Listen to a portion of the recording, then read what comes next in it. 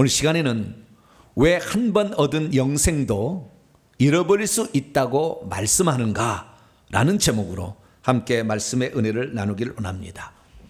오늘도 거룩한 주일을 맞아 주님 앞에 예배하는 난 우리 사랑하는 성도들과 또 온라인으로 함께 예배드리는 모든 성도들을 사랑하고 축복합니다. 하나님께서 우리를 사랑하시는 것은 말씀으로 우리에게 다가오십니다. 그 말씀을 듣고 우리가 그것을 믿음으로 인칠 때 하나님께서는 그 믿음 따라 우리의 삶을 역사하시니 오늘도 말씀을 통하여 큰 믿음이 여러분 속에 불릴 듯 일어나게 되기를 바라고, 이 주일을 통하여 우리의 죄를 용서받고 또 영혼의 양식으로 여러분의 영혼이 건강하게 되기를 간절히 바랍니다. 오늘은 영생에 관한 말씀을 좀 나누려고 합니다. 영생이란 말의 의미가 무엇인가? 영생을 얻는다는 말이 무엇이고, 영생을 잃어버린다는 말은 또 무슨 뜻이고, 영생을 잃어버리지 않기 위해서는 또 어떻게 해야 되는지, 이 영생에 관한 말씀을 나누려고 합니다. 믿는 그리스도인 중에는 한 번 자신이 영생을 가졌으면 영원히 멸망하지 않는다라는 생각을 갖고 있는 분들이 많습니다. 이렇게 생각하는 분들은 주로 인간이 구원받는 데 있어서 하나님의 주권을 강조하는 사람들이 이런 얘기들을 합니다. 구원에 있어서 주권이 하나님께 있다는 것은 당연한 것이고 그것은 결코 틀린 말이 아닙니다. 하나님께서 우리에게 은혜를 베풀어 주시지 않는데 우리 어찌 죄인이 구원을 받을 수 있겠습니까? 하나님의 전적인 은혜요, 하나님이 우리를 개입하셔서 우리를 구원하시기 위하여 당신을 희생하셔서 당신이 아들로 오셔서 우리를 대신하여 죽으심으로 구원은 이루어졌기 때문에 전적인 하나님의 은혜라고 말할 수 있습니다. 그런데 이 구원의 문제에 있어서 하나님은 알파에서 오메가까지 모든 일이 일일이 다 간섭하실까? 그런 건 아닙니다. 그럼에도 불구하고 많은 사람들은 모든 것을 다 처음부터 끝까지 하나님이 주관한다고 생각합니다. 그러면서 무슨 얘기를 하냐면, 토기장이가 한 사람의 구원을, 토기장이신 하나님께서 한 사람의 구원을 처음부터 끝까지 책임질 수 없겠느냐? 그런 권한이 토기장이에게는 있다. 우리를 만드신 분에게는 있다. 이렇게 얘기를 합니다. 이 얘기까지 들으면 그 얘기가 맞겠니라고 생각이 됩니다. 그러나 그것은 성경을 잘못 해석한 거예요. 왜냐하면 토기장이가 그릇을 만들 때 어떻게 만드냐 하냐면은 귀 쓸 그릇 것과 천이 쓸 그릇을 만든다. 그러니까 토기장이가 그릇을 있게 한다 없게 한다는 게 아니라 어떤 그릇으로 쓸 것인가를 그 토기장이가 결정한다 이 말이에요. 그러니까 그 사람이 이 땅에 어떻게 하나님이 쓰실 것인가를 하나님이 결정한다는 얘기였지, 그 사람의 구원의 문제를 다 하나님이 결정한다 이 얘기가 아닌데 해석을 잘못한 거예요. 그러다 보니까 이 구원의 문제를 하나님이 다 알아서 한다 이렇게 얘기합니다. 그래서 어떤 분이 이렇게 생각합니다. 우리가 믿도록, 우리가 회개하도록 하나님이 다 은혜를 베푸셔야 우리가 그렇게 된다. 물론 이 말은 틀린 말은 아니지만 이 말 속에는 무슨 말이냐면은 하나님이 우리를 믿도록 믿음을 강제로 쑤셔놓고 우리가 회개하지 않으면 주리를 틀어서라도 우리를 회개시킨다 이런 말인데, 하나님은 그렇게 강제로 하지 않아요. 하나님은 우리가 구원받을 수 있는 만반의 준비를 다 해주시고 우리가 구원받을 수 있도록 구원우리를 초청해서 우리 스스로 그 구원의 얘기를 듣고 구원받을 수 있도록 인도하시는 것이지, 그 구원을 안 받는다고 막 강제로 하지 않는다고 말이에요.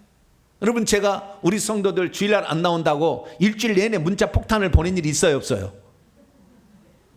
그렇게 하면 당신은 오늘 사고 나서 팍 죽는다, 그따위로 신앙생활이 됐느냐고 전화한 적이 있어요 없어요?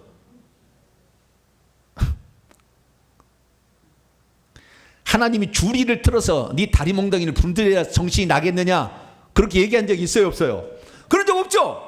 여러분 다 자발적으로 나오는 거잖아요. 자발적으로 나온 사람이 복이 있어요. 할렐루야.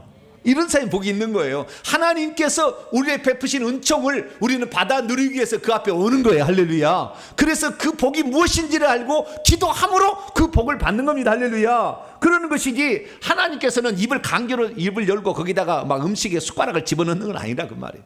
그러니까 구체적으로 막 사소 시시콜콜한 게 다 하나님께 다 하는 거 아니에요. 그러면 하나님은 어떤가 하시느냐? 하나님은 우리가 구원받을 수 있도록 모든 준비를 해놓고 구원받도록 우리를 이끄시고 도와주시고 함께 하시고 인도하시는 분입니다. 할렐루야. 그래서 이 사도 바울은 이렇게 얘기했습니다. 어떻게 얘기했느냐? 이 모든 사람이 하나님은 다 구원받기를 원하신다. 그리고 진리의 지식 안으로 이르기를 원하신다. 이렇게 하는 것이지 강제로 구원받게 하신다. 이렇게 말하지 않았어요. 뿐만 아니라 우리가 회개하는 것도 하나님이 우리를 오래 참으사 아무도 멸망하지 않고 회개하게 이르시기를 원하신다. 이렇게 얘기하는 거예요. 하나님이 원하시는 것이지 바라시는 것이지 강제로 하는 건 아니에요. 그러니까 여러분들 스스로가 주일도 잘 지키시길 바랍니다. 주일날 한 번씩 이렇게 빠지게 되면 천국에 들어갈 때 많은 어려움이 있어요. 분명한 사실이에요. 그렇기 때문에 우리가 이 주일을 참 사모하고, 주일 어떤 먼 거리 있어도 나는 주일을 꼭 지켜야 되겠다, 뭐 이런 마음으로 그 사람이 참여하게 될 때 하나님은 그 믿음을 보시는 거예요.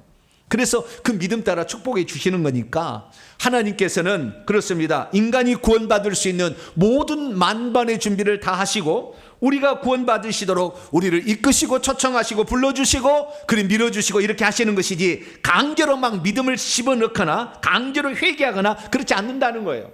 그것은 누가복음 15장에 돌아온 탕자의 비유를 통해 알 수가 있는데요. 거기에 아버지는 하나님을 상징하고 둘째 아들 돌아온 탕자는 죄인을 상징합니다. 그런데 그 아버지의 곁을 떠나 죄를 마음껏 짓고 있는 그 아들을 누구 사람을 보내가지고 꽁꽁 묶어서 주리를 틀어가지고 네가 내 품을 떠나다니 이것을 가만두지 않겠어, 이렇게 하지 않는다 그 말이에요. 아버지는 그 아들이 회개하고 돌아오기를 기다리시는 거예요.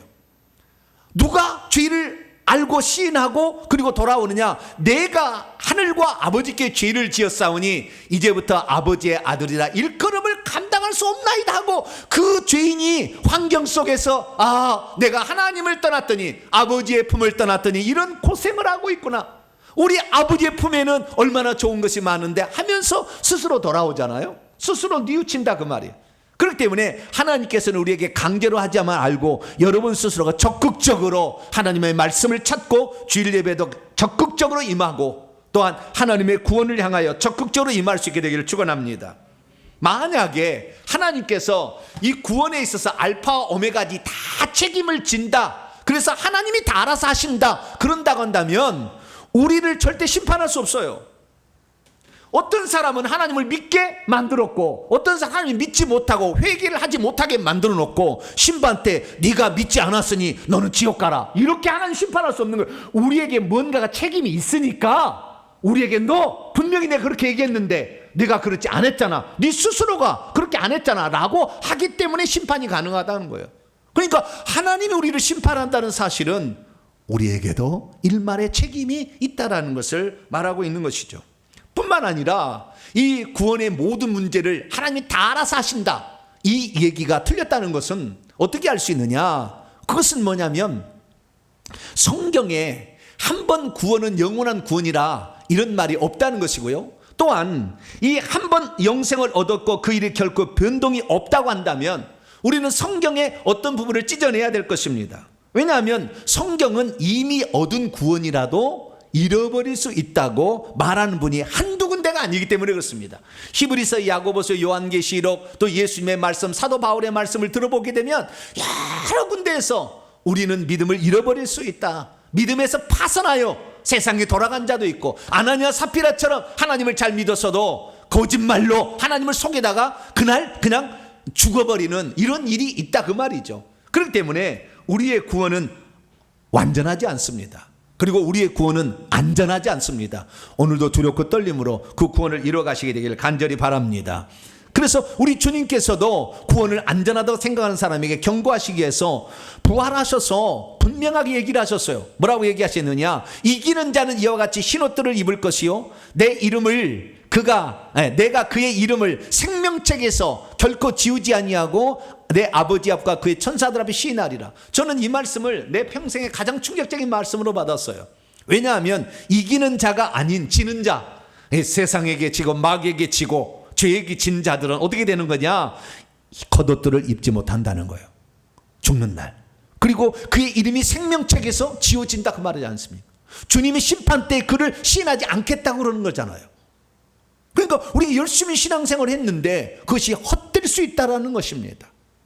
그래서 그렇구나.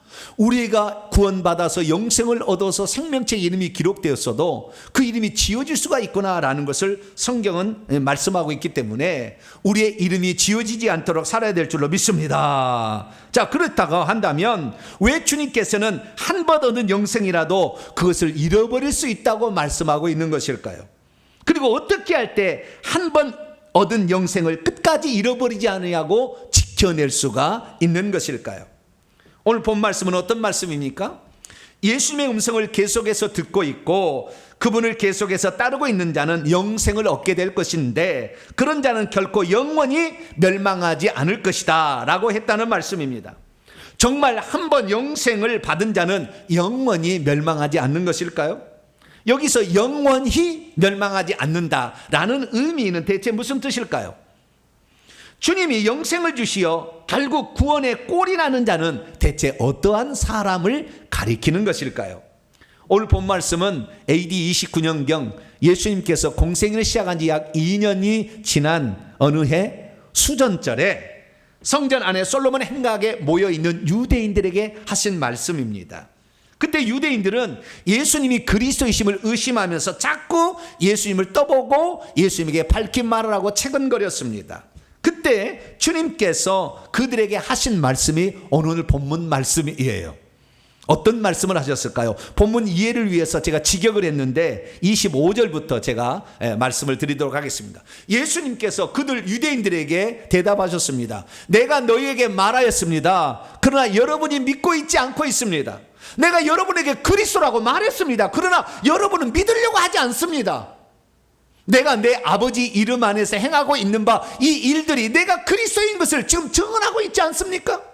그러나 여러분 자신들은 내 양들로부터 있기 않지만 내 양들이 되고 싶어 하지 않기 때문에 여러분들은 지금 믿고 있지 않는 것입니다. 그러나 나에게 속한 양들은 지금 내 음성을 듣고 있습니다. 나 역시 그들을 잘 압니다. 그리고 그들은 나를 따라오고 있습니다.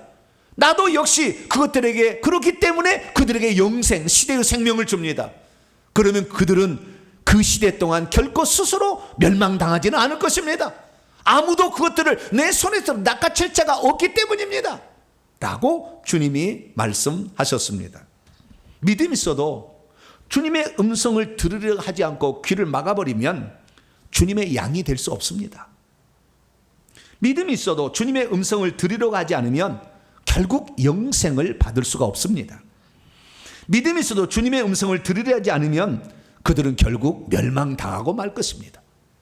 믿음이 있어도 주님의 음성을 들으려 하지 않으면 영생을 소유할 수 있는 기회를 주셨음에도 불구하고 그 기회를 놓쳐버리고 말 것입니다. 믿음이 있어도 주님의 음성을 들으러 가지 않으면 영생을 얻었던 자라 할지라도 결국 죽는 날에 그 영생을 잃어버리고 마는 자가 될 것입니다. 그러므로 저와 우리 성도들은 주님의 음성을 계속 듣고 주님의 들을 뒤를 계속 따라감으로 말미암아 우리에게 주신 그 영생을 잃어버리지 않게 되기를 축원합니다. 그러면 대체 영생을 얻는다는 말은 무슨 말이고 영생을 잃어버린다는 말은 무슨 말일까요? 그걸 알기 위해서는 영생에 대해서 정의를 할 수 있어야 됩니다. 영생이 무엇인가? 그래서 제가 영생에 대해서 설교하신 분의 영상을 찾아봤다는 거 아니에요? 근데 설교를 들으니까 더 어려워요. 더 어려워. 네. 오늘 설교를 들으시고 여러분 분명하게 그 영생의 정의를 내리시기 바랍니다. 성경적인 정의를 내릴 수 있도록 하나님이 그런 지혜를 주셨어요, 저에게. 그래가지고 알아듣기 쉽게 분명하게 얘기할 수 있어요. 그건 제가 똑똑해서 그런 것이 아니고 성령께서 그 지혜를 주셔가지고 그게 가능한 거예요. 그래서 원문상, 원어상 정확한 주님의 말씀의 의미를 제가 한번 말씀을 드리겠습니다. 자, 영생이란 무엇을 가리키는 것일까요? 영생이란 단어와 우리가 비슷한 단어가 있는데 그 단어는 생명이라는 단어입니다. 어떤 사람은 영생이나 생명이나 똑같은 것이 아닌가? 영생의 반대는 무엇일까요? 그리고 생명의 반대는 무엇일까요? 우리가 무엇을 알려면 반대를 잘하면 됩니다. 생명의 반대는 사망이에요. 그죠? 영생의 반대는 무엇일까요? 영생의 의미를 정확히 저리를 내야 되는 거죠. 그러면 영생이란 말은 그 한글 성경을 보면은 영원한 생명이라고 되어 있어요. 영생은 영원한 생명을 줄여서 한 말입니다. 그러면 영원한 생명이라는 말은 무슨 뜻일까요? 여러분, 영원한이라는 것은 시간과 공간이 있을 때 쓸 수 있는 말입니다. 좀 이따 이제 그 원문상에 다 그렇게 나와요. 그래서 시간과 장소에 관계된 말입니다. 그게 생명은 생명이되 영원한 생명을 가리키는 것인데, 이것을 헬라 원문으로 보면은 아이오니오스 조에 이렇게 돼 있어요. 아이오니오스란 말은 영어로는 이터널이라고 돼 있지만 헬라어는 뭐냐면은 아이온의 형용사형이에요. 그러면 아이온은 뭐냐? 아이온은 시대와 세대를 일컫는 말입니다. age, generation의 뜻입니다. 그래서 이 영원한 생명을 헬라 원문상으로 직역을 하면 시대의 생명, 세대의 생명, 이런 것을 지칭하는 용어입니다. 그래서 이 어떤 시대, 어떤 시간, 어떤 장소에 관계된 말이라는 것을 알 수가 있죠. 그래서 이 영생의 의미는 우선 시대의 생명이라고 우선 정의를 하시기 바랍니다. 그러면 생명은 대체 무엇일까요? 생명이라는 것은 두 가지가 있는데요. 하나는 육체의 생명이 있습니다. 이 육체의 생명은 헬라어로 비오스라고 얘기하므로 물리적인 생명, 육체에게 있는 생명을 가리키는 것입니다. 이 육체의 생명은 피에 있죠. 그래서 피가 순환이 안 되면 사람은 죽습니다. 그런데 어쨌든 이 물리적인 생명, 육체의 생명은 우리가 부모로부터 물려받는 것입니다. 그래서 부모가 우리에게 생명을 주는 것이죠. 그러나 또 다른 생명이 하나 있으니 이것은 영이 가져야 될 생명이 있습니다. 영이 가져야 될 생명은 하나님이 주실 수가 있어요. 다른 어떤 존재도 줄 수 없고 영을 가지고 있는 하나님만 주십니다. 그래서 하나님이 생명이고 그 생명을 그의 아들에게 주셔가지고 아들이 이 땅에 생명을 주시기 위해서 이 땅에 오신 거예요. 그래서 예수 그리스도께서 우리에게 생명을 주러 오셨는데 사실은 아담에게 먼저 하나님이 생명을 주려고 했어요. 그럼 어떻게 하나님의 생명을 주느냐? 먹기 좋게 음식의 형태로 주셨으니 에덴 동산에 생명나무의 생명과로 주셨어요.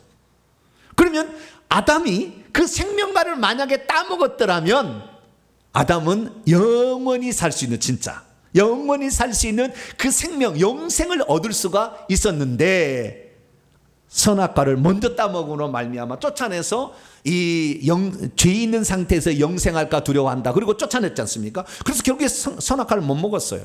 그러니까 주님이 이 땅에 오신 목적은 뭐냐? 아담에게 주시려고 했던 생명을 인간이 못 먹었으니 내가 와서 피 흘려 죽여서 죄를 먼저 속죄한 다음에 그들에게 생명을 주어서 먹게 하겠다. 그래서 예수님께서 요한복음 6장에 오병이어의 기적을 일으키신 다음에 이렇게 얘기했어요.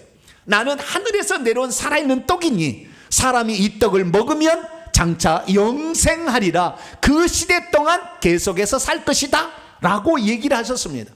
그래서 그 예수님을 생명의 떡으로 취하는 거, 이거 뭐 예수님을 씹어먹으라는 얘기 아닙니다. 그분의 말씀을 믿고 그분이 하신 일을 믿음으로 우리가 그 은혜를 받으라 라고 주님이 얘기를 하신 것이죠. 그래서 예수 그리스도께서 생명을 주시러 이 땅에 오셨어. 그러면 어떻게 생명을 갖게 되느냐? 요한복음 5장 26절 말씀 보니까 아버지께서 자기 소신 속에 생명을 가지고 있음 같이 아들에게도 생명을 주어서 그 속에 있게 갖고 있도록 하셨기 때문에 있었다고 얘기를 합니다. 그러니까 예수님께서 이 땅에 계실 때는 예수님만 생명을 갖고 있었던 거예요. 그래서 예수님이 이랬잖아요. 한 알의 밀알이 땅에 떨어져 죽지 않으면 한 알 그대로 있고 죽으면 많은 열매를 맺는다. 이게 무슨 말입니까? 내가 죽어서 이 생명을 해방해서 누구든지 받을 수 있도록 성령에게 그 생명을 줘가지고 호흡처럼 바람처럼 성령이 들어오시게 되면 동시에 다발적으로 모든 사람이 들어가기 때문에 내가 떠나가는 것이 유익이고 내가 죽는 것이 유익이다. 내가 살아있다면 생명이 나한테만 있겠지만 내가 죽음으로 생명 주는 영이 되어서 모든 사람에게 그 생명을 받을 수 있도록 호흡과 같은 바람 같은 성령을 보내주시면 누구든지 믿을 때 성령이 들어가서 그 생명을 받을 수 있지 않겠느냐, 그렇게 얘기하는 거예요. 그래서 우리가 생명을 얻으려면 예수님의 말씀을 듣고 예수님을 보내신 일을 믿고 있을 때 그때 영생을 가지게 되는데, 그 영생은 어떻게 가지느냐? 고린도서 15장 45절에 마지막 아담 예수 그리스도께서는 생명 주는 영으로, 성령으로 우리에게 오시기 때문에 그래요. 할렐루야. 그래서 그 사람이 생명을 가지고 있다라고 한다는 것은 그 사람 속에 성령이 들어있다라는 것과 똑같은 말입니다. 만약에 그 사람 속에 성령이 들어있지 않으면 불신자들이죠. 이 사람 그 속에는 생명이 없는 것입니다.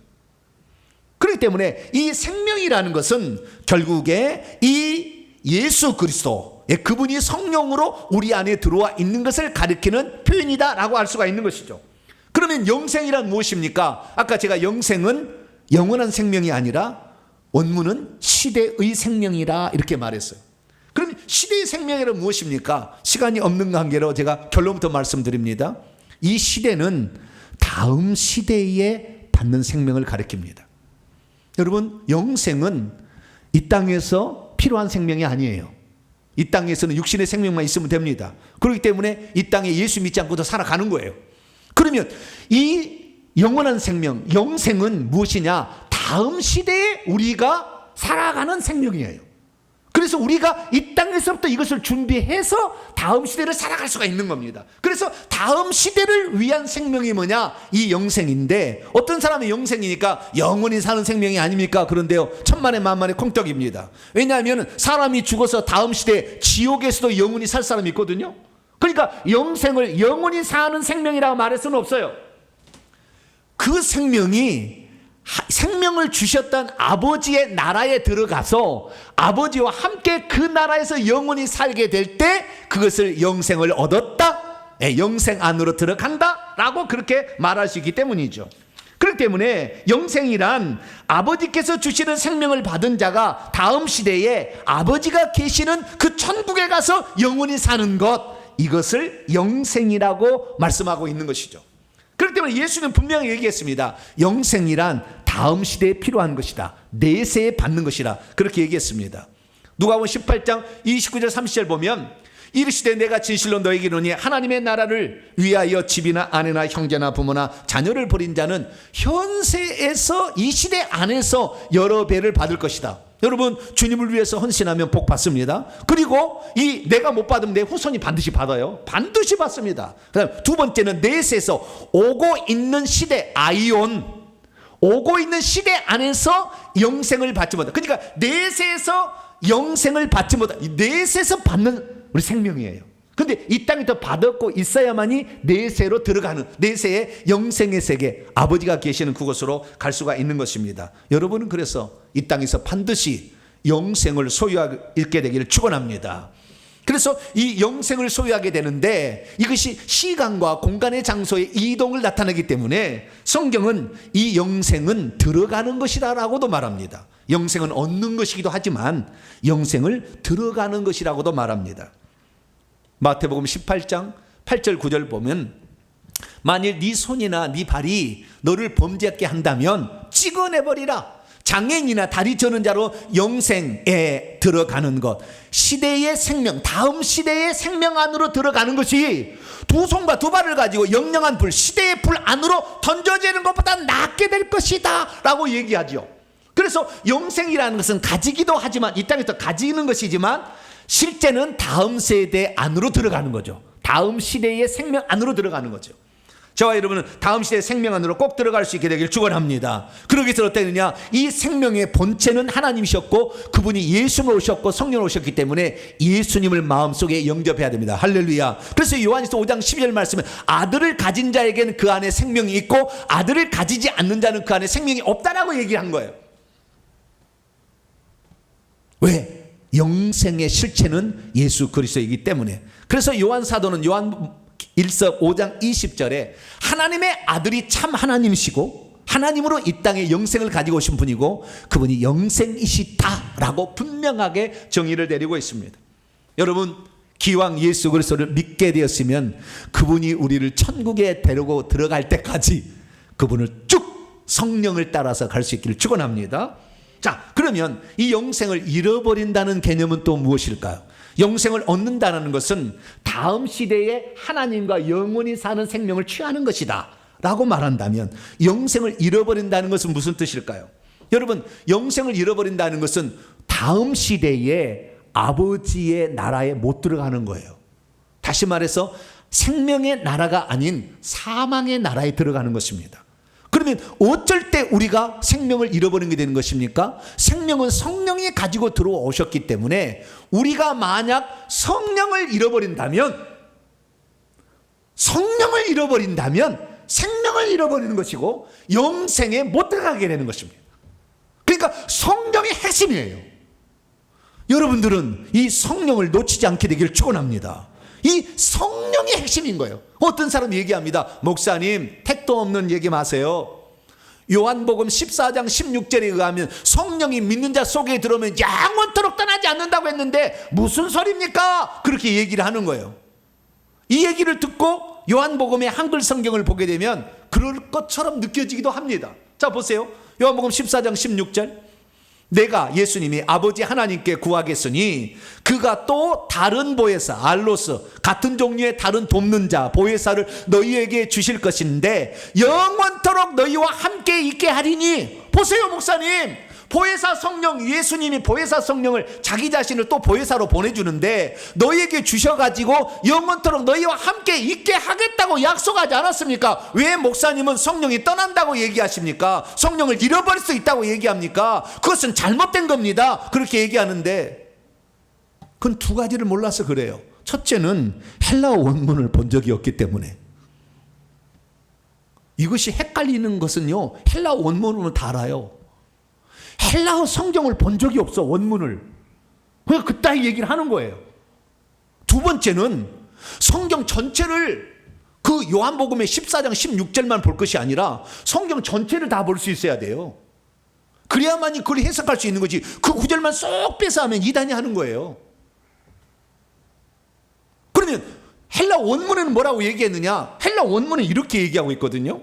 여기서 헬라어 원문을 제가 쓰지 못함을 죄송합니다. 한글로 번역한 것이지만 좀 더 헬라어 원문을 조금 얘기해 드릴게요. 그러나 나도 역시 아버지께 장차 요청할 것입니다. 그러면 그분이, 아버지가 같은 종류의 다른 보혜사, 돕는 자를 장차 여러분에게 주실 것입니다. 그리고 그분이 여러분들과 함께 그 시대까지 계속 있게 하도록 위하여, 이렇게 해야 되죠. 다른 종류의 보혜사를 그분이 여러분들과 함께 그 시대까지 계속 있게 하기 위하여 장차 여러분에게 주실 것입니다 라고 얘기해요. 여기는 뭐냐면 영원토록 함께 있게 한다는 말은 영원토록 함께 반드시 있게 했다는 말이 아니라 그렇게 할 수 있도록 보혜사를 준다는 말이에요. 할 수 없을 수도 있다는 말이에요. 이 말은 왜 그렇게 알 수가 있냐면 이 본문을 헬라 원문으로 보면 너희에게 장차 주실 것이다라는 것은 직설법이에요. 그런데 너희들과 함께 그 시대까지 계속 있게 하기 위하여라는 것은 희나 가정법을 쓰고 있어요. 희나라는 것은 뭔가 위하여라는 것이고요, 가정법을 쓰고 있어요.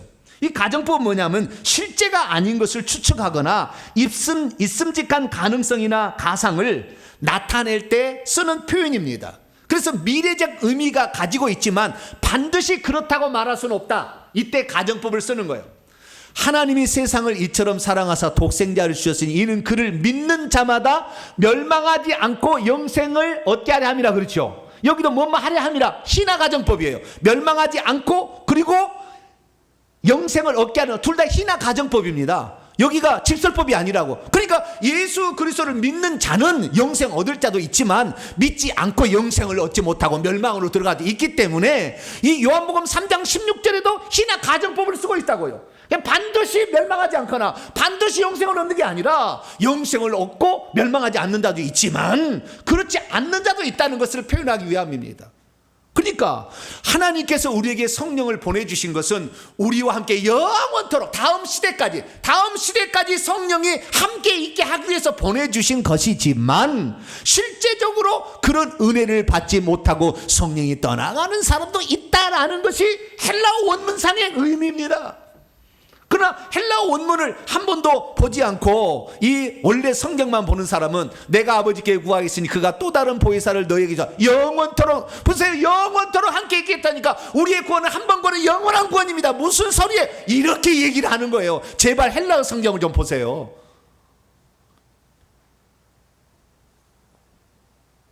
한글 성경은 번역한 거예요. 의역한 거라고. 영원한 생명이 아니라 시대 생명이라고. 그런데도 우리는 의역한 것을 가지고 막 따지려고 하는 거예요. 아닙니다. 목적입니다. 우리를 보혜사 성령을 보내준 것은 이 땅에서만 성령과 함께 사는 것이 아니라 다음 세대, 다음 시대에서도 성령과 함께 계속 살게 하기 위해서 보내준 거예요. 그건 맞아요. 그러나 그건 가정법입니다. 그렇게 못할 자도 있다라는 거예요. 왜? 다른 성경을 보게 되면 성경을 전체적으로 보면은 결국에 성령께서 이 땅에 있고 떠나갈 때가 있다고 얘기하기 때문에 그렇습니다. 사도 바울이 말했습니다. 뭐라고 말했느냐? 요한복음이 아니라 에베소서입니다. 에베소서 4장 30절에 그러므로 너희는 하나님의 성령을 계속해서 근심하게 슬퍼하지 하지 말고 있어라. 현재 명령 계속 그렇게 해야 된다. 근심하게 해서는 안 된다는 거예요. 왜냐하면 그분 안에서 너희가 구속, 구원의 날까지 인치심, 성령의 인치심, 우리가 한 번 들으신 성령이 떠나지 않는 것은 우리가 죽는 그날이죠. 주님이 구속하는 날이니까. 우리가 죽는 그날까지는 성령께서 한 번 들어온 사람은 떠나지 않고 계속해서 그가 회개하기를, 그가 잘못된 길을 갔을 때 그러지 않기를 우리에게 얘기하시겠지만, 그러나 그가 결국에 성령의 음성을 순종하지 못하고 성령을 근심하게 한다면 구속의 날 그 위에는 책임지지 않는다, 그 말 아니에요?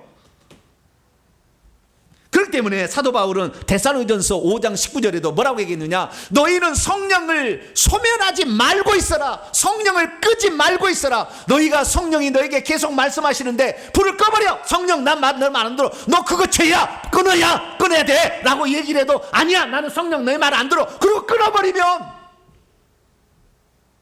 우리가 죽는 날 우리가 심판을 받게 되는데, 그 심판 때도 하나님이 긍휼을 베푸지 않아요. 심판 때는 공의로 심판을 하는 겁니다.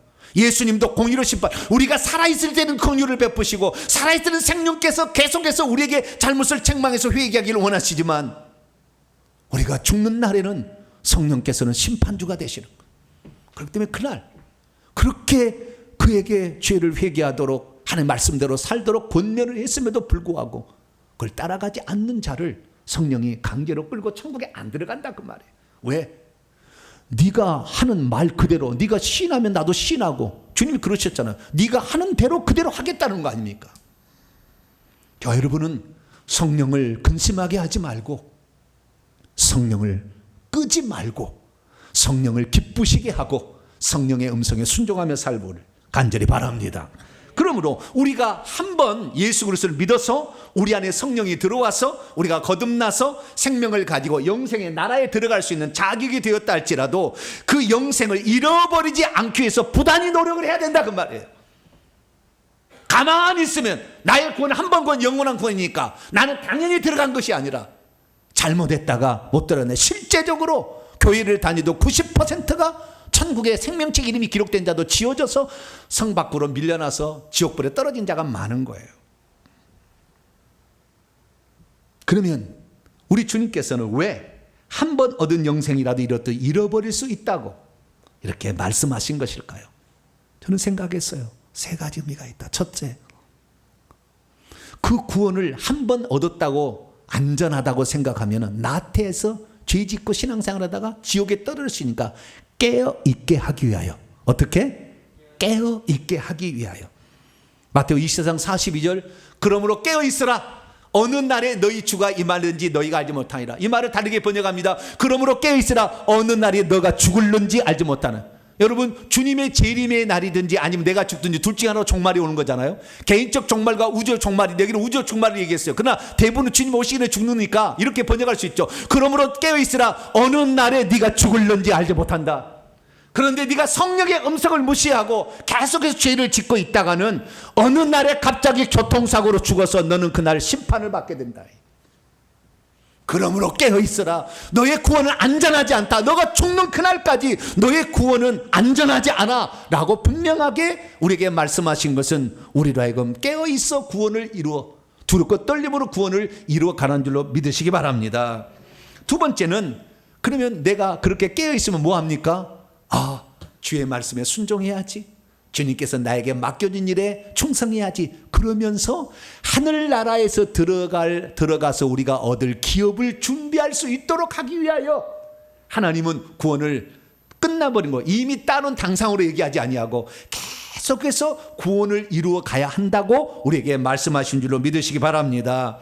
그래서 예수님이 마태복음 24장에 이렇게 얘기하셨어요. 45절 이하에 충성되고 지혜 있는 종이 되어서 주님께서 하신 말씀에 순종하고 따르게 되면 그 종이 복이 있는데, 그때 하나님이 가진 당신의 모든 소유, 원문에 보면 그의 소유의 모든 것을 그에게 장차 맡겨줄 날이 있을 거예요. 할렐루야. 우리가 깨어있어 그럼 뭐 할까요? 주님께서 우리에게 말씀하신 것을 충성하고 순종하는 것입니다. 서로 사랑하라, 남을 섬기라, 회개하라, 천국 복음을 전파하라, 이런 말씀들을 우리가 순종하고 살게 되면 하나님께서는 그 수고한 대로, 우리가 심은 대로 천국에서 받을 수 있는 상을 주시려고 우리가 항상 깨어 있어 구원이 완전체가 아님을 우리에게 알려주신 줄로 믿으시기 바랍니다. 그리고 마지막으로 우리가 방금 제가 계속 얘기했습니다마는, 우리의 구원은, 영생에 들어가는 문제는 성령과 직결되기 때문에 성령의 인도하심을 따라서 그분의 음성에 순종하라고 영생의 문제를 이미 결정 놓고 얘기하지 않는다는 거예요. 사도 바울은 그래서 말했습니다. 너희는 성령을 좇아서 계속해서 걸어가고 있어라. 현재 명령법. 그래야만 너희가 결코 육체의 욕심을 이루지 못하게 될 것이다. 만약에 우리가 성령을 따라가지 않게 되면 육체의 욕심이 자꾸 우리를 죄짓게 해서 우리가 죄짓다가 어느 날 문득 죽음을 맞이하는 날 우리가 성 밖에 쫓겨나거나 지옥에 들어갈 수밖에 없다는 것이죠. 그렇기 때문에 우리가 주님께서 한 번 얻은 영생이라도 잃어버릴 수 있다고 경고하신 것은, 우리가 날마다 성령의 음성을 좇아서 우리가 죽는 날 성령이 12진주문 그까지 우리를 인도해서 예수님께 인계할 수 있도록 하기 위하여 성령의 음성에 순종하라, 그렇게 한 줄로 믿으시기 바랍니다. 그래서 오늘 우리는 그 예수님의 말씀을, 그 예수님의 소원과 예수님의 뜻을 두 가지로 요약해서 오늘 성경의 말씀했다는 걸 알 수가 있어요.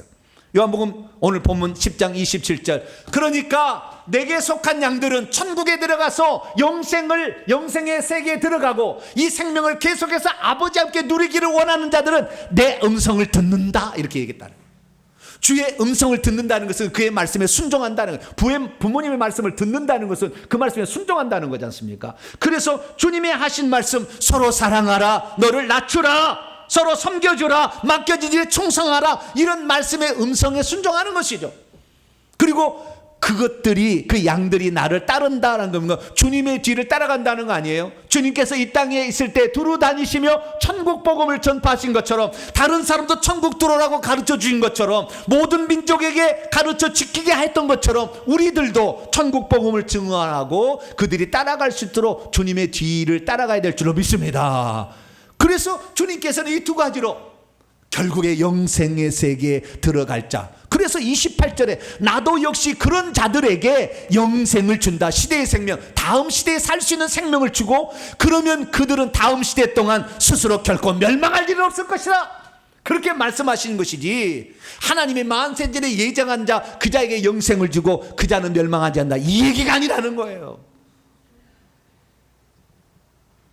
저와 여러분은 주님의 음성에 귀 기울일 수 있게 되기를 축원합니다. 주님이 하시려고 했고 하셨던 일들을 우리도 본받아서 수행할 수 있기를 축원합니다. 그런 자가 다음 시대에 영생, 생명을 얻게 되는 것이죠. 그러므로 믿음이란 한 번 얻은 영생이라도 다음 시대의 생명을 잃어버리지 않도록 오늘도 부지런히 깨어 있어 우리 자신의 경각심을 가지고 하나님 말씀에 순종하고, 그리고 성령의 음성에 순종하는, 그래서 다음 시대까지 이 영생을 보존하는 것인 줄을 믿으시기 바랍니다. 그렇습니다. 자신이 이미 얻은 영생이라 할지라도 우리는 영생을 잃어버릴 수 있다는 경각심을 항상 가지고 있어야 합니다. 그리고 주님을 만나는 그날까지 우리가 주님께 충성하고 주의 말씀에 순종함으로 하늘에서 우리가 받을 하늘의 기업을 준비하고 있어야 합니다. 그리고 성령의 인도를 받아서 우리가 죽는 날 성령이 우리를 예수님께 인계할 수 있도록 우리는 성령의 음성에 순종할 수 있어야 합니다. 이런 자가 죽을 때 영생을 잃어버리지 않는 것이고, 이런 자가 죽을 때 성령께서 떠나가지 않는 것이고, 이런 자가 죽을 때 우리의 생명이 하나님이 생명이 있는 그 나라에 들어가서 영원토록 사는 것이고, 우리가 이 세상에서 생명 가질 때부터 장만했던 이 놀라운 것들을 하늘에서 기업으로 받을 줄로 믿습니다. 우리가 믿을 때에 우리는 이미 영생을 얻었습니다. 그것은 확실합니다. 그러나 그것은 완전히 얻은 것이 아닙니다. 우리는 그 생명을 영생의 나라에 들어갈 때까지 보존해야 될 책임이 있는 것이죠. 그래서 우리가 날마다 이렇게 말씀을 듣고 우리 자신을 깨우는 게 아니겠습니까? 그런데 우리가 주일날 말씀을 안 듣고 이런 말씀을 안 들으면 우리가 뭐 깨게 있겠어요? 성령이 영원토록 나오고 함께 있겠다 하는데 나는 그러면 당연히 천국 들어가지, 이런 아니란 생각에 빠져서 어느 날 문득 죄짓다가 성령을 늘 꺼버리지 않습니까? 성령이 우리에게 권면하는 것을 꺼버리고 이러다가 지옥에 떨어진 거 아니겠습니까? 여러분, 깨어있기를 축원합니다. 하나님 말씀에 순종하기를 축원합니다. 맡겨진 일에 충성하기를 축원합니다. 성령의 인도를 절대 꺼버리지 않기를 바랍니다. 그리고 성령이 슬퍼하는 일을 하지 않게 되기를 바랍니다. 이런 자가 구원을 받고, 이런 자가 영생을 받고, 이런 자가 다음 시대에 아버지와 함께 영원히 살게 되는 것입니다. 우리의 삶은 내일이 어떻게 될지 사실 알지 못합니다. 우리는 오늘이라도 당장 죽음이 우리에게 찾아온다 생각하고 오늘의 최선을 다해서 이 영생을 보존하며 이 영생의 나라에 들어갔을 때 받을 하늘의 기업을 위하여 부지런히 달려가므로 죽을 때 반드시 영생의 나라에 들어가며 영생을 소유하고 그것을 누리는 복된 성도가 되기를 간절히 바랍니다. 거룩하신 하나님, 감사합니다. 얼마나 많은 그리스도인들이 나는 예수 믿었는데 왜 목사는 날마다 교회 나오라고 예배 드리라고 하는 게 귀찮아 죽겠다, 그런 사람들이 있습니다. 그렇지 않으면 성령의 불이 꺼져서 그가 죽을 때 슬피 울며 이를 갈 수 있다는 걸 알기 때문에 그런지도 모르고, 주여, 이제는 우리가 누구의 강요에 의해서가 아니라 내 스스로 내 영혼이 영생에 들어가도록 보존하기 위해서 부지런히 힘쓰기를 소망합니다. 날마다 깨어 경각심을 가지고 구원은 완성된 게 아님을 알고 오늘도 그 주님의 뜻을 받자와 순종하도록 나가고 도와주시고, 특별히 성령의 음성에 귀 기울여 주님이 하지 말라 하면 하지 말고 성령이 하라 하는 것을 순종하여서 하나를 잘 준비하는 우리 모두가 되게 해 주옵소서. 우리 주 예수 그리스도의 이름으로 기도하옵나이다.